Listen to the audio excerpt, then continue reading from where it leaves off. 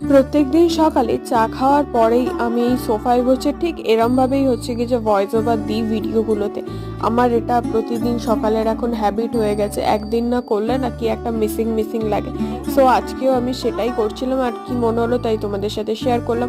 তো আজকে যেহেতু রবিবার তাই চিকেন খাওয়া ইজ ম্যান্ডেটারি, সো এখানে আমি চিকেন রান্না করছি। ছাদে উঠে দেখলাম রাত জেগে যাক আমার প্রচন্ড পরিমাণে ডার্ক সার্কেল পড়েই যাচ্ছে, মানে এরকম চলতে থাকলে যে আমার চোখটা মনে হয় গর্তেই ঢুকে যাবে। তো এখানে এই গাছটা না মরেই যেত, মানে নিচে রাখলে, তো এই যেহেতু আমি রোদে রেখেছি সেই জন্য বেঁচে আছে। গাছটার পাতাগুলো খুব ভালো, তাই ভাবলাম একটু ক্যাপচার করে রাখি। তো এখন হচ্ছে সন্ধ্যাবেলা আমি বসিয়ে দিলাম চা, আর একটু হচ্ছে কি যে স্কিন কেয়ার করবো, সো সেই জন্য একটু কি মনে হলো ফেসটাও ভালো করে ক্লিন করে নিচ্ছি, কারণ প্রচন্ড পরিমাণে ক্রিম অ্যাপ্লাই করার ছিল। আর এই টাইমটা এতটাই পরিমাণে স্কিন ফাটছে যে কিছু আর বলার নেই।